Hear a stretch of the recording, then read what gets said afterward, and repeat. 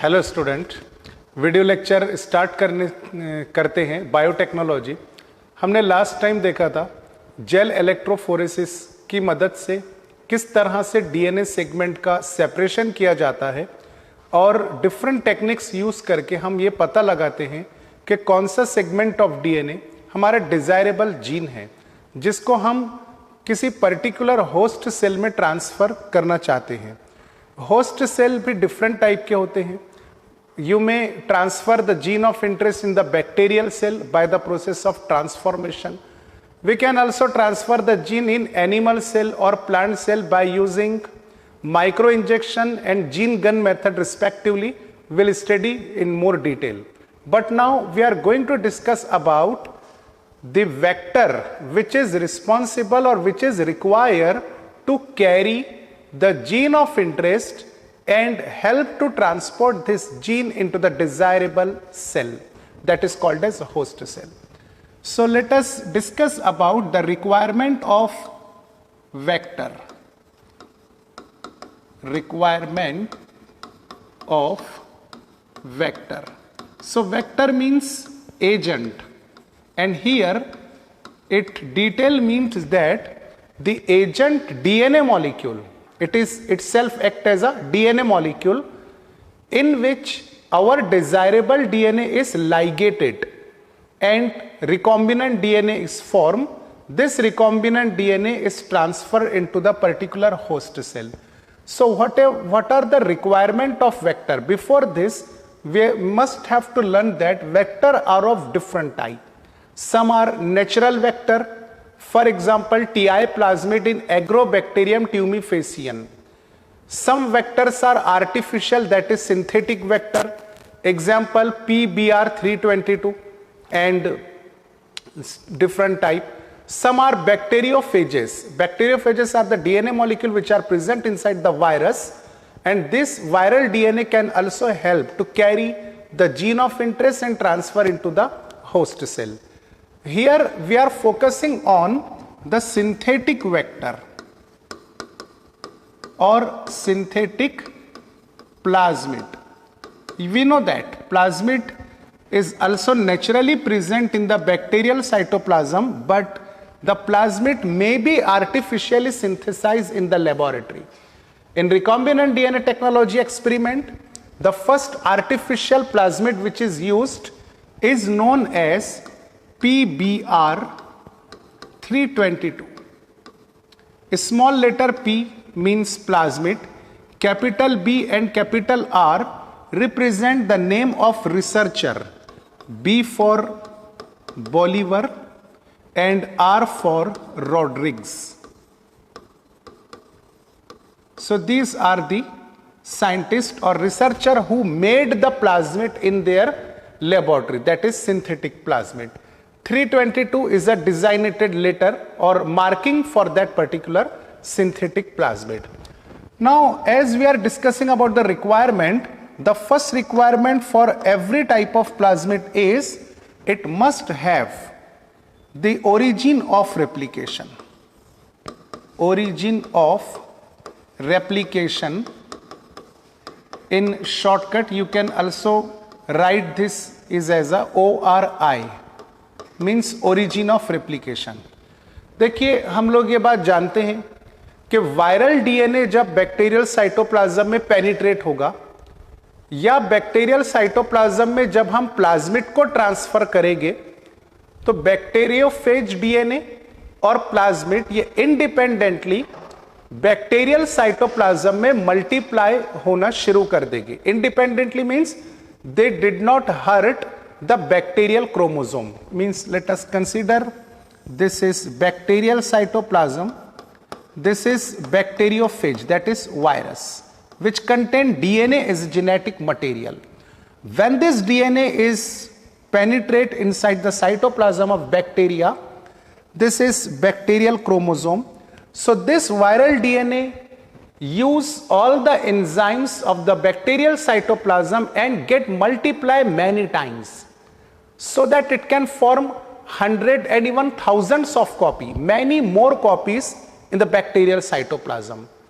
In another sense, if we are transported plasmid inside the bacterial cytoplasm, this plasmid can also undergo its own replication or multiplication and will form number of copies.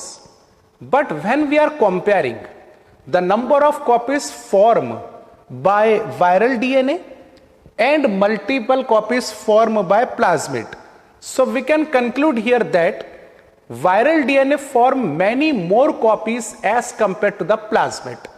Plasmid multiply होकर के कम copies बनाएगा, लेकिन viral DNA multiply या replicate होकर बहुत सारी copy बना सकता है। प्लाज्मिड के पास में भी ऑप्शंस हैं। कुछ प्लाज्मिड ऐसे हैं जो सिर्फ 2 से 3 कॉपीज बना सकते हैं, लेकिन कुछ प्लाज्मिड ऐसे भी हैं जो 15 to 100 कॉपीज बना सकते हैं अपनी own copies by the process of replication. But viral DNA can form more than hundreds copy inside the same bacterial cytoplasm. अगर हम वायरल डीएनए के साथ अपना जीन ऑफ इंटरेस्ट लिंक कर देते हैं, तो ये वायरल डीएनए जितने टाइम्स मल्टीप्लाई होगा, let us consider this is our gene of interest, so as many as times the viral DNA get copied, our gene of interest also get copy in the same number of copies. Okay, similarly when we are ligating our gene of interest with the plasmid, as plasmid get multiply, simultaneously gene of interest also get multiply. अगर plasmid ने 100 duplicate copies तैयार किया है, तो obviously gene of interest का भी 100 duplicate copies simultaneously तैयार हो जाएगा। So this process of multiplication is called as what? Cloning. इससे हम लोग आते हैं पहले पॉइंट की तरफ कि what is the requirement of vector. यहां पे वायरल डीएनए वेक्टर है क्योंकि हम जीन ऑफ इंटरेस्ट उसके साथ में लिंक कर रहे हैं। प्लाज्मिड भी वेक्टर है क्योंकि इसके साथ भी हम अपना जीन ऑफ इंटरेस्ट लिंक करते हैं। So every vector require origin of replication, क्योंकि अगर इस डीएनए के पास ओरिजिन ऑफ रेप्लिकेशन नहीं होगा तो ये रेप्लिकेशन स्टार्ट ही नहीं कर सकता है। प्लाज्मिड के पास में भी अपना खुद का ओरिजिन ऑफ रेप्लिकेशन होना चाहिए, तभी जाकर के वो रेप्लिकेशन प्रोसेस को स्टार्ट करेगा। अगर ओरिजिन ऑफ रेप्लिकेशन ना हो तो डीएनए मॉलिक्यूल अपना रेप्लिकेशन परफॉर्म नहीं कर सकता। So origin of replication must be required and we must have to link our gene of interest in the DNA molecule which contain the origin of replication. So number of copies we can get as many as copy of the desired DNA molecule and vector. Second thing, plasmid और vector require selectable marker. ये बहुत important topic है, बहुत सारे student इसमें confuse होते हैं। हम लोग ये बहुत डिटेल में और इत्मीनान से स्टडी करेंगे ताकि इसके पूरे कॉन्सेप्ट आपके बहुत अच्छी तरह से क्लियर हो जाए। देखिए, मार्कर का मतलब होता है मार्किंग करने वाला। जैसे एग्जांपल देता हूं मैं आपको कि आप के पास में कोई ऐसी चीज है जो बहुत सारे लोगों के पास में भी है और आप ये सारी चीजें लोगों के साथ में एक जगह जमा कर दे रहे हैं। मिसाल के तौर पे आप मोबाइल लेकर के कहीं वीआईपी जगह पर गए या प्रेस कॉन्फ्रेंस के अंदर गए, वहां पे आपका मोबाइल जमा कर देना पड़ रहा है काउंटर पे। बहुत सारे लोगों का भी मोबाइल है, आपका भी मोबाइल है। फिर वापस लेते समय आप कैसे आइडेंटिफाई करेंगे? बहुत मुश्किल हो जाएगी आपका मोबाइल ढूंढने के लिए, क्योंकि हो सकता है जो मॉडल आपके पास है दूसरों के पास में भी हो उस तरह से। तो आप क्या करेंगे कि आपके मोबाइल के ऊपर एक चिट लगा देंगे या कोई मार्किंग उसके ऊपर कर देंगे कि भाई ये मेरा मोबाइल है, तो आपको आइडेंटिफाई करने में बहुत आसानी जाएगी। सेम मीनिंग हम यहां पर लेंगे कि डीएनए मॉलिक्यूल के ऊपर हम मार्किंग करते हैं, उस मार्किंग को कहा जाता है सिलेक्टेबल मार्कर। लेकिन यहां पर मार्किंग पेन, पेंसिल या स्टिकर से नहीं होगी, बल्कि सीक्वेंस ऑफ न्यूक्लियोटाइड रहेगी जिसे हम मार्कर कहेंगे। और वो मार्कर हर किसी प्लाज्मिड के पास में नहीं होते हैं।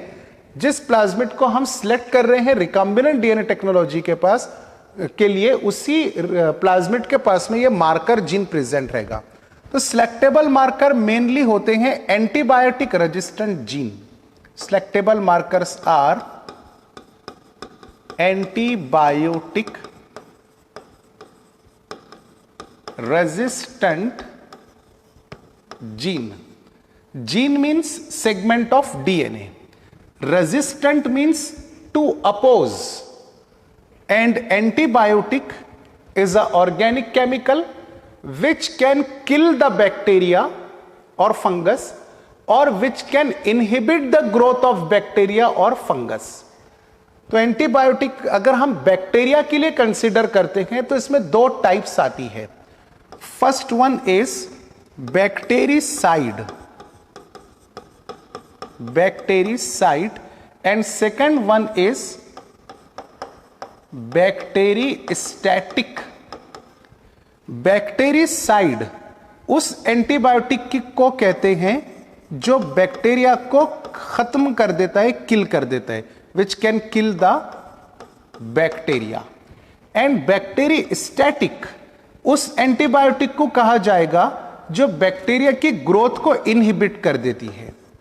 This chemical inhibit the growth of bacteria.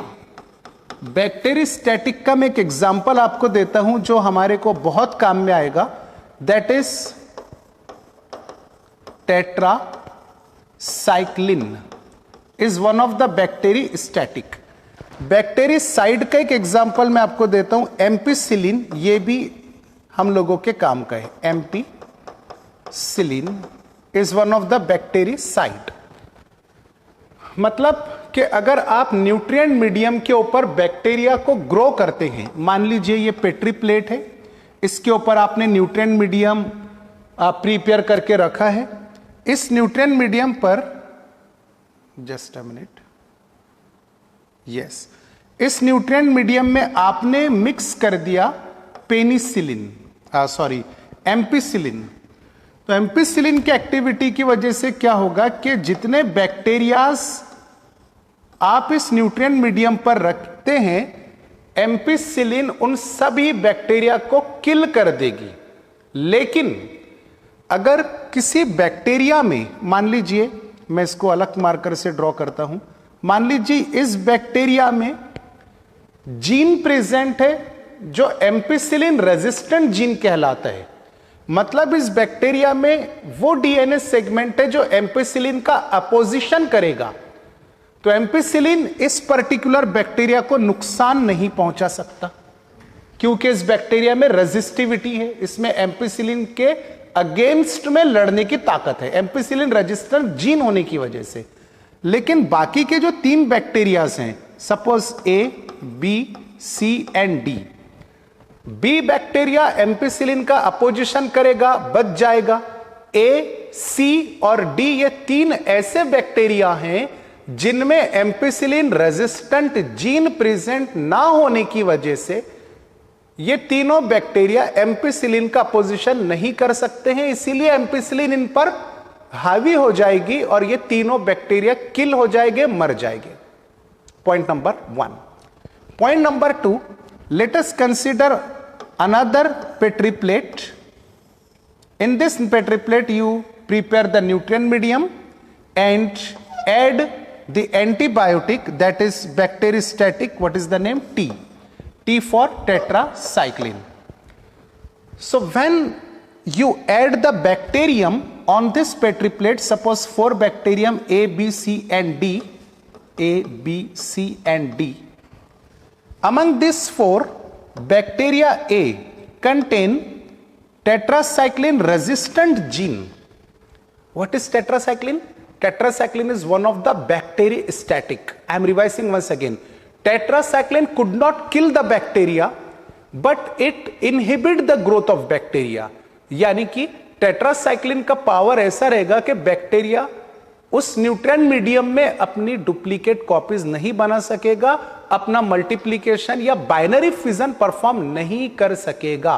Bacteria की ग्रोथ रुक जाएगी, मतलब डॉटर बैक्टीरियम फॉर्म नहीं हो पाएंगे, because tetracycline is just bacteriostatic. Now you will add the 4 bacterium in the tetracycline containing medium A, B, C and D, among which only bacterium A contain tetracycline resistant gene. Bacteria A में वो gene DNA का segment present है जो tetracycline का क्या करेगा, opposition करेगा, resistant करेगा टेट्रासाइक्लिन को। टेट्रासाइक्लिन की पावर बैक्टीरियम ए पर नहीं चल पाएगी, लेकिन बैक्टीरिया सी, डी, बी, सी और डी, इनके पास टेट्रासाइक्लिन रेजिस्टेंट जीन नहीं है, इसीलिए टेट्रासाइक्लिन इन 3 बैक्टीरिया पे हावी हो जाएगा और इनकी ग्रोथ को इनहिबिट कर देगा। मतलब बी, सी और डी मल्टीप्लाई नहीं हो पाएंगे, अपनी अपनी कॉलोनीज यानी डॉटर बैक्टीरियम को जन्म नहीं दे पाएंगे। But what about bacteria A? It fight against the tetracycline, it will win due to presence of antibiotic resistant gene, tetracycline resistant gene, and it will multiply many times, produces many daughter bacterium. Each daughter bacterium again contain the tetracycline resistant gene, and bacterium A will form a huge colony around itself of its daughter bacterium. Hope that you are understanding this concept. Now we are going to take application of antibiotic resistant gene as well as tetracycline resistant gene. या इसका आप screenshot ले लीजिए, इसको एक मरतबा बहुत अच्छे तरीके से पढ़िए, फिर हम आगे बढ़ते हैं। Okay, now let us consider the 3 different plasmid. Plasmid A, this is plasmid B, and suppose this is third plasmid, that is C. ये तीनों प्लाज्मिड PBr322 हैं, पहला भी PBr322, दूसरा भी वही है और तीसरा भी PBr322 है। ये सिंथेटिक प्लाज्मिड है। हर एक प्लाज्मिड के पास में 2 सिलेक्टेबल मार्कर जीन्स हैं, एक है एम्पिसिलिन रेजिस्टेंट और एक है टेट्रासाइक्लिन रेजिस्टेंट। मैं यहां पे मार्किंग कर देता हूं, बहुत अच्छे से भी आपको कंसेप्ट समझ में आ जाएगा, आप सिर्फ फोकस रखिए आपका। This is ampicillin resistant gene and this is tetracycline resistant gene. It is ampicillin and this site contain T for tetracycline resistant gene. Again the same plasmid is here, so it is ampicillin resistant and this one is tetracycline resistant gene.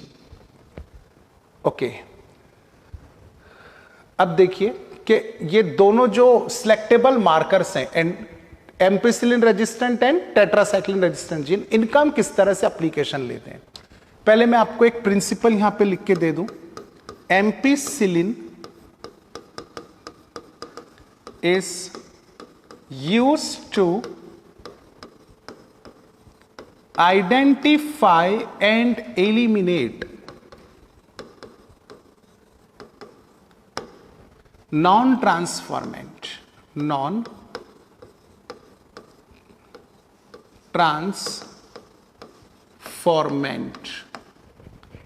ये line बहुत ज्यादा अहमियत रखती है, मैं इसको explain करता हूं। Ampicillin is antibiotic, ampicillin resistant gene कर दो आप इसको।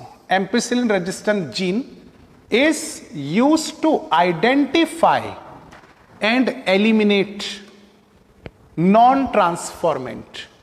नॉन ट्रांसफॉर्मेंट के लिए पहले हमको ट्रांसफॉर्मेंट समझना जरूरी है।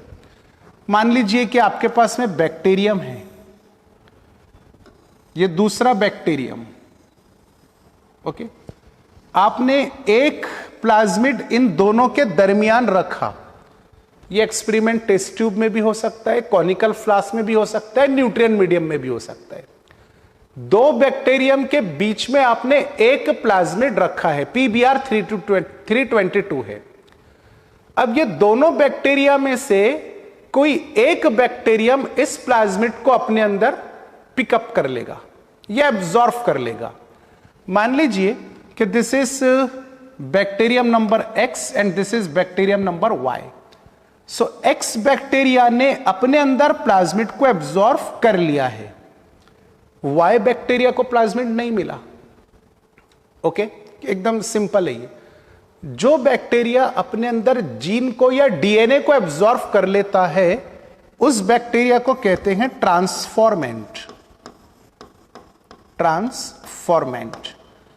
जिस बैक्टीरिया ने डीएनए को अपने अंदर पिकअप नहीं किया, इस बैक्टीरिया को कहा जाएगा नॉन ट्रांसफॉर्मेंट। लेकिन टेस्ट ट्यूब में, कॉनिकल फ्लास्क में या न्यूट्रिएंट मीडियम में जब यह एक्सपेरिमेंट परफॉर्म किया जाता है तो यह रैंडमली होता है। रैंडमली मतलब बैक्टीरिया की साइज इतनी स्मॉलेस्ट है कि आप आपकी आंखों से नहीं देख सकते हैं। तो आपको यह भी नहीं दिखाई देगा कि एक्स ने प्लाज्मिड को एब्जॉर्व किया या वाई ने प्लाज्मिड को एब्जॉर्व किया। लेकिन यह बात कंफर्म है कि दोनों बैक्टीरियम में से किसी एक बैक्टीरियम ने प्लाज्मिड को पिकअप किया। मतलब एक्स और वाई दोनों में से कोई एक ट्रांसफॉर्मेंट है और एक नॉन ट्रांसफॉर्मेंट है। लेकिन कंफर्मली कौन ट्रांसफॉर्मेंट है यह हमको टेस्ट ट्यूब में दिखाई नहीं देगा।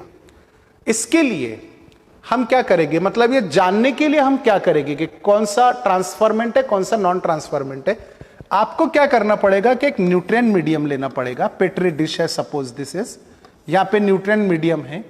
इस न्यूट्रिएंट मीडियम में आप एंटीबायोटिक ऐड कर लें, एम्पिसिलिन। पिछली स्लाइड में मैं आपको लिख के दिया कि ampicillin is a bactericide which can kill the bacteria.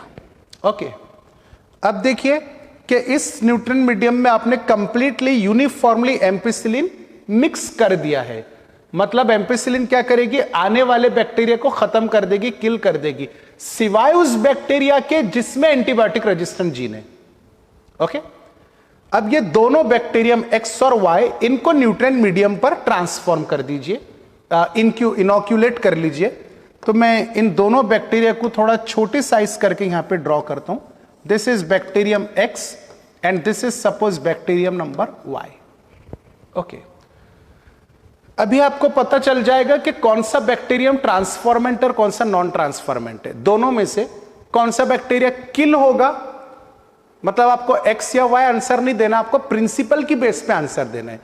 इन दो आंसर ये रहेगा कि इन दोनों बैक्टीरिया में से वो बैक्टीरिया किल हो जाएगा जिसमें एंटीबायोटिक रेजिस्टेंट जीन प्रेजेंट नहीं है।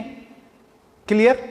और जिस बैक्टीरिया में antibiotic that is ampicillin resistant gene present है, वो एम्पिसिलिन का अपोजिशन करेगा और बच जाएगा, सरवाइव कर जाएगा। तो मान लीजिए कि यहां पर जो प्लाज्मिड हमने ट्रांसफर किया था, ये प्लाज्मिड है PBr322। इसमें already ampicillin resistant gene present है जो एक्स बैक्टीरिया में आ गया। टेट्रासाइक्लिन रेजिस्टेंट जीन भी है ऑफ कोर्स, लेकिन अभी हमको टेट्रासाइक्लिन रेजिस्टेंस से कोई काम नहीं है। हमने मीडियम एम्पिसिलिन कंटेनिंग मीडियम बनाया। तो इन दोनों बैक्टीरियम में से एक बैक्टीरिया डेथ हो जाएगा और एक सरवाइव कर जाएगा। कौन सा बैक्टीरिया किल होगा बच्चों? जिसमें एम्पिसिलिन रेजिस्टेंट जीन प्रेजेंट ना हो। Means this particular bacteria get die and one bacteria get survive. जो बैक्टीरिया सरवाइव हुआ है वो धीरे धीरे करके डिवाइड भी होगा और अपनी कॉलोनीज बना लेगा। लेकिन जो बैक्टीरिया डेथ हो चुका है उसकी कॉलोनीज या डॉटर बैक्टीरियम फॉर्म होने का सवाल ही पैदा नहीं होता। तो आप after 24 hour, after 48 hour, after 72 hour periodically जब पेट्री डिश को ऑब्जर्व करते जाएंगे, तब आपको एक बैक्टीरिया का कॉलोनी यानी डॉटर बैक्टीरियम बढ़ते हुए नजर आएंगे। लेकिन एक बैक्टीरिया जैसा था वो वैसा का वैसे ही है, मतलब डेथ हो गया। तो आप जांच लेंगे कि X is transformant and Y is non transformant. X transformant है, क्यों? क्योंकि X ने अपने अंदर PBr322 एब्जॉर्व किया। वो PBr322 जिसके पास में एम्पिसिलिन रेजिस्टेंस जीन है, और उसी PBr322 ने बैक्टीरिया X को एम्पिसिलिन से बचा लिया, मरने नहीं दिया। और दूसरा बैक्टीरियम जो नॉन ट्रांसफॉर्मेंट है, क्योंकि उसने PBr322 को एब्जॉर्व किया ही नहीं, तो उसमें एम्पिसिलिन रेजिस्टेंट जीन भी नहीं है, इसीलिए उसकी डेथ हो गई। अब वापस ये लाइन पढ़ते हैं हम प्रिंसिपल वाली। Ampicillin resistant gene is used to identify and eliminate non transformant. आप पीरियोडिकली जब पेट्री डिश को देख रहे हैं 24 आवर, 48 आवर, 72 आवर, मैंने जैसा बताया आपको, तो आपके ऑब्जर्वेशन में क्या आएगा कि भाई वाई नॉन ट्रांसफॉर्मेंट है, मतलब आइडेंटिफाई हो गया कि वाई इज नॉन ट्रांसफॉर्मेंट। तो इस नॉन ट्रांसफॉर्मेंट का वैसा भी कॉलोनी नहीं बढ़ रहे, डॉटर बैक्टीरियम फॉर्म नहीं हो रहे, तो आप उसको निकालकर फेंक देंगे, मतलब यू विल एलिमिनेट। समझ में आ रही बात?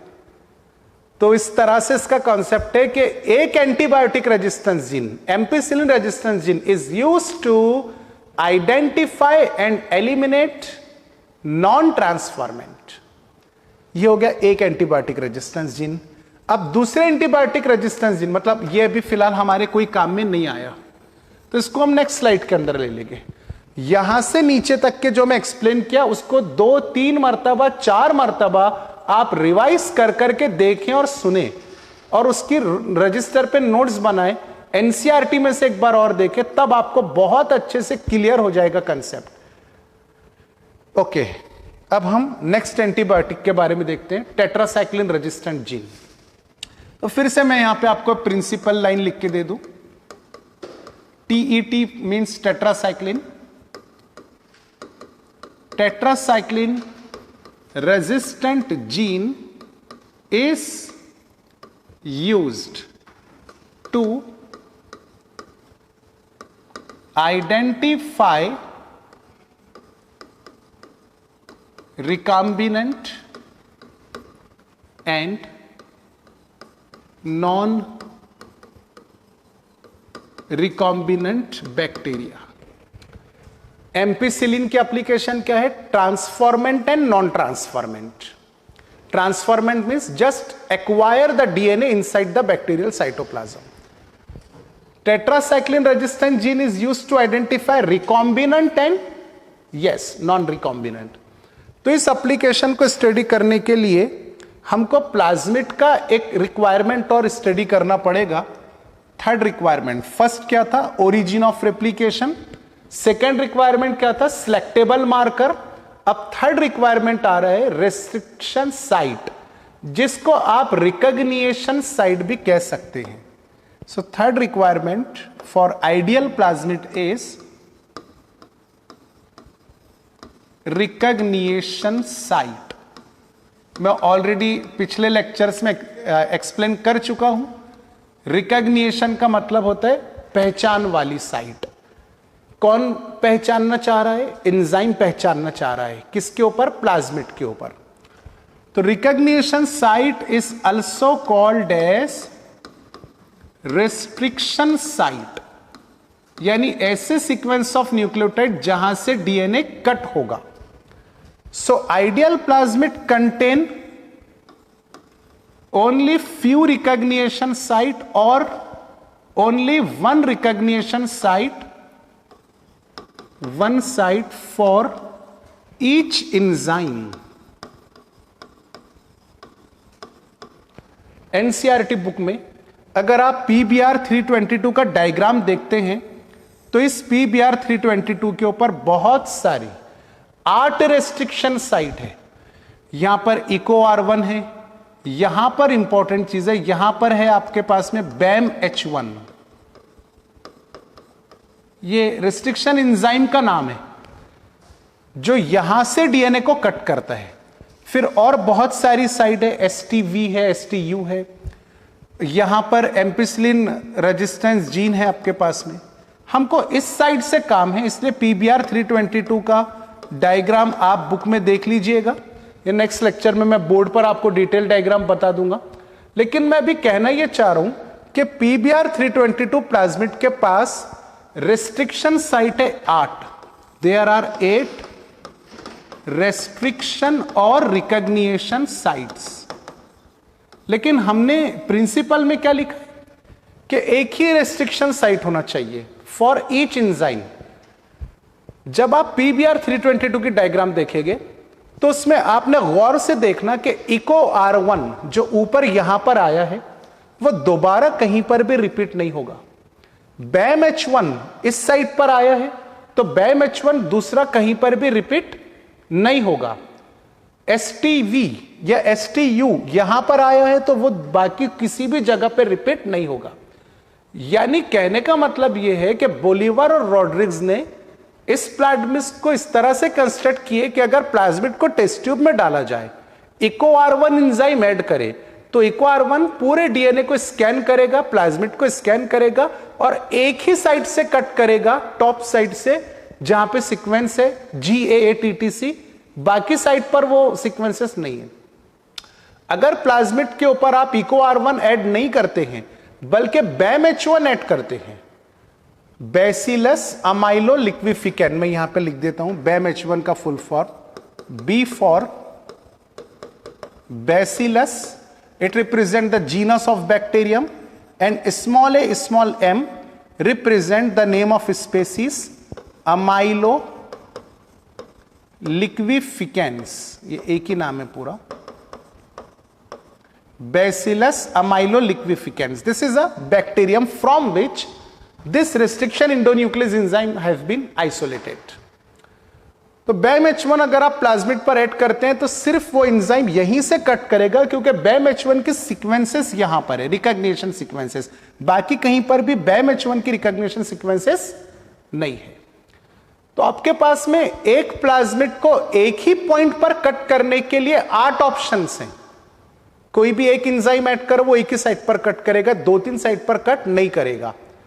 अगर एक से ज्यादा रिकॉग्निशन सीक्वेंसेस सेम एंजाइम के लिए, यानी यहां पर BAMH1 है, मान लो यहां पर भी BAMH1 है, यहां पर भी BAMH1 है और यहां पर भी, जब आप प्लाज्मिड के ऊपर BAMH1 एंजाइम अप्लाई करेंगे तो क्या होगा कि यहां से भी प्लाज्मिड कट होगा, यहां से भी कट होगा, यहां से भी, यहां से भी, यानी प्लाज्मिड के बहुत सारे फ्रेगमेंट्स हो जाएंगे, which is found to be more complicated for rejoining. फिर उनको वापस से ज्वाइन करना मुश्किल ही नहीं, यस नामुमकिन हो जाएगा। इसीलिए एक रिकॉग्निशन साइट एक एंजाइम के लिए होती है, एंजाइम के लिए दूसरी कोई रिकॉग्निशन साइट नहीं है। मतलब प्लाज्मिड अगर कट हो तो एक ही पॉइंट से कट हो। चलिए आगे बढ़ते हैं। ये जो BAMH1 साइट है, जिस पोजीशन पर BAMH1 है उसी पोजीशन पर प्रेजेंट है टेट्रासाइक्लिन रेजिस्टेंट।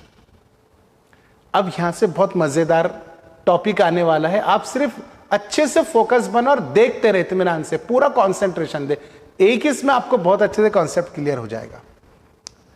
ये एक PBr 322 है। मैं सेकंड स्लाइड के ऊपर लिखना चाहूंगा इसको,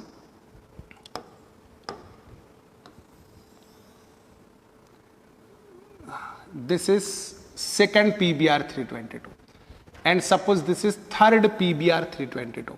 इनके नाम दे दीजिए A, B, C। सभी के पास में दो दो क्या है, सिलेक्टेबल मार्कर। यहां पर जिसको मैं व्हाइट से डार्क कर रहा हूं, आप जरा गौर से देखें, यहां पर आपका TET मतलब टेट्रासाइक्लिन रेजिस्टेंस जीन, और उसी पोजीशन के ऊपर है BAMH1।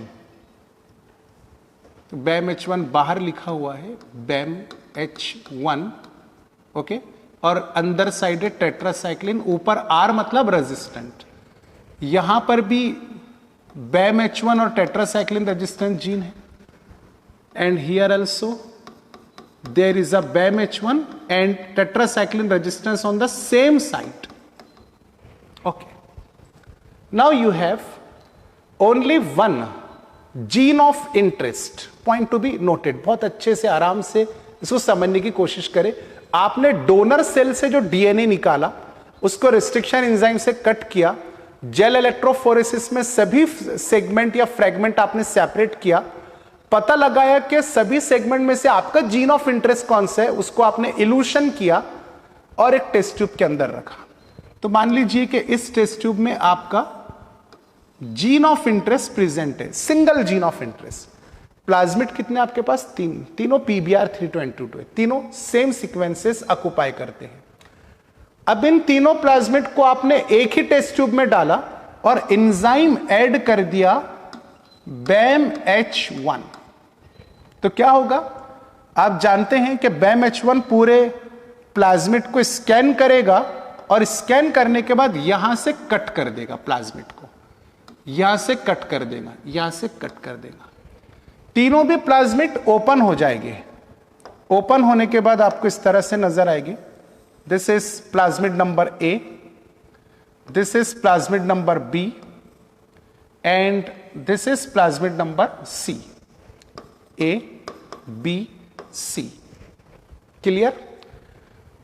तो हुआ यह बच्चों कि BAM-H1 के एक्टिविटी की वजह से जिस पोजीशन से प्लाज्मिड कट हुआ तो उसी के साथ साथ टेट्रासाइक्लिन रेजिस्टेंस जीन भी इनएक्टिवेट हो गया।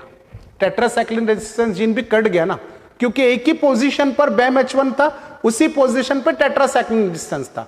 BAM-H1 ने सीक्वेंस को तोड़ दिया, टेट्रासाइक्लिन रेजिस्टेंस जीन भी टूट गया, मतलब तीनों प्लाज्मिड में टेट्रासाइक्लिन रेजिस्टेंस जीन इनएक्टिवेट हो चुका है, जो टेट्रासाइक्लिन रेजिस्टेंस से अब नहीं लड़ सकता।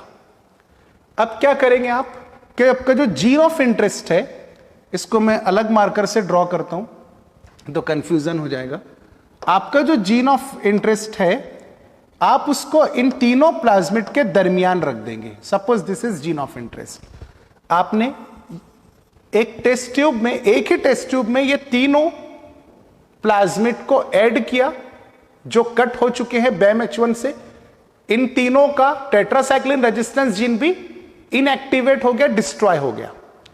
अब आपने इन तीनों प्लाज्मिड को एक टेस्ट ट्यूब में डाला, उसी टेस्ट ट्यूब में जीन ऑफ इंटरेस्ट डाला और DNA लाइगेज एंजाइम को ऐड कर दिए। तो क्या होगा कि तीनों प्लाज्मिड से कोई एक प्लाज्मिड इस जीन को अपने साथ अटैच कर लेगा, मतलब लाइगेट कर देगा।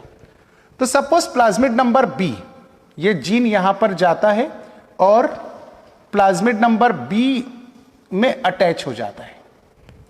लाइगेज एंजाइम तो ए को भी मिला, लाइगेज एंजाइम सी को भी मिला। लाइगेज की वजह से क्या होगा कि एंजाइम प्लाज्मिड नंबर ए के दोनों एंड, ध्यान से देखिएगा, प्लाज्मिड नंबर ए के दोनों एंड जो जिस तरह से खुले थे उसी तरह से ज्वाइन हो जाएंगे, मतलब ये कंप्लीट हो गया। तो टेट्रासाइक्लिन रेजिस्टेंस जीन एक्टिवेट हो गया। समझ में आ रही बात? प्लाज्मिड नंबर सी के पास जाइए, लाइगेज एंजाइम क्या करेगा कि जिस तरह से इसके दो एंड ओपन हुए थे उसी तरह से वापस जैसे के वैसे दोनों एंड ज्वाइन हो जाएंगे। तो यहां पर भी टेट्रासाइक्लिन रेजिस्टेंस जीन एक्टिवेट हो गया। प्लाज्मिड ए, प्लाज्मिड सी, इन दोनों में टेट्रासाइक्लिन रेजिस्टेंस जीन जैसा ब्रेक हुआ था वैसा ही रीज्वाइन हो गया, मतलब दोबारा एक्टिवेट हो गया। But what about plasmid number B? इसके दो एंड ओपन हुए, बीच में अब जीन आ गया, तो टेट्रासाइक्लिन रेजिस्टेंस जीन अभी भी इनएक्टिवेट स्टेट में है। यानी मैं अगर आपको ऐसा क्वेश्चन पूछूं कि भाई तीन प्लाज्मिड में से कौन सा ऐसा प्लाज्मिड है जो टेट्रासाइक्लिन का अपोजिशन नहीं कर सकता है, तो आपका आंसर रहेगा sir plasmid number B can not resist the tetracycline because plasmid number B having inactivate tetracycline resistance gene, but plasmid A and plasmid C contain activated form of tetracycline resistant gene. बस यही concept है। अब हमको क्या करना है कि तीनों प्लाज्मिड को टेस्ट ट्यूब से निकालना है और तीनों प्लाज्मिड को अलग अलग बैक्टीरिया में ट्रांसफॉर्म करना है। तो आपने एक बैक्टीरियम में ए प्लाज्मिड ट्रांसफॉर्म किया, दूसरे में बी ट्रांसफॉर्म किया, तीसरे में सी ट्रांसफॉर्म किया। नेक्स्ट स्लाइड पर देखते हैं। Suppose this is bacteria which contain plasmid number A, this is another bacteria which contain plasmid number B, and this is bacteria, third bacteria which contain plasmid number C. Bacteria B contain recombinant DNA. A and C did not contain the recombinant DNA.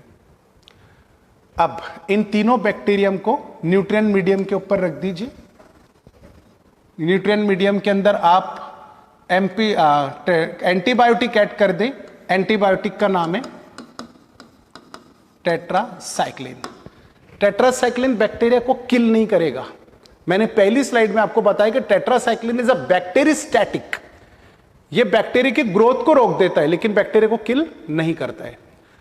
Bacteria ए यानी जिसके पास में ए plasmid है, और bacteria number 3 जिसके पास में सी plasmid है। ये दोनों टर्मिनल बैक्टीरिया टेट्रासाइक्लिन का अपोजिशन करेंगे, क्योंकि इनके पास tetracycline resistance gene activate form में है। तो क्या होगा कि टेट्रासाइक्लिन ए और सी को नुकसान नहीं पहुंचाएगा, तो ए मल्टीप्लाई होगा, अपनी कॉपीज बनाएगा, सी मल्टीप्लाई होगा और अपनी कॉपीज और कॉलोनीज बनाएगा, लेकिन बी के पास टेट्रासाइक्लिन रेजिस्टेंट जीन इनएक्टिवेट है। तो टेट्रासाइक्लिन इस बैक्टीरिया बी के ऊपर हावी हो जाएगा और इसको अपने डॉटर बैक्टीरियम प्रोड्यूस नहीं करने देगा। तो ग्रोथ किसकी रुक जाएगी? बैक्टीरिया बी की। आपको आइडेंटिफाई ये करना है कि भाई 3 बैक्टीरियम में से जिसकी ग्रोथ रुकी हुई है वो रिकॉम्बिनेंट डीएनए को अपने अंदर एक्वायर करता है, और जिन 2 बैक्टीरिया की ग्रोथ बढ़ रही है मतलब उनमें रिकॉम्बिनेंट डीएनए नहीं है। Clear? It is very easy but lengthy process. So bacteria A and bacteria C containing non-recombinant, but bacteria B containing recombinant DNA.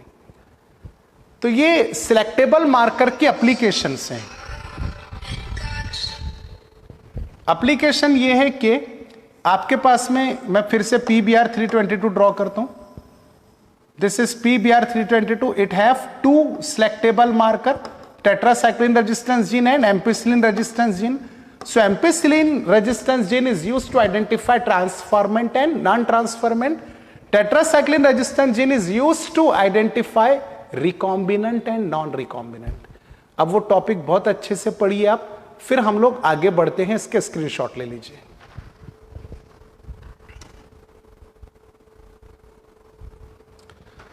Okay बच्चों, टाइम भी हो चुका है, इसलिए रिमेनिंग पोर्शन हम नेक्स्ट वीडियो लेक्चर में लेंगे। तब तक कि आप अपने नोट्स बनाइए और उस टॉपिक को बार बार पढ़िए, तभी वो आपको याद रह पाएगा। Thank you very much.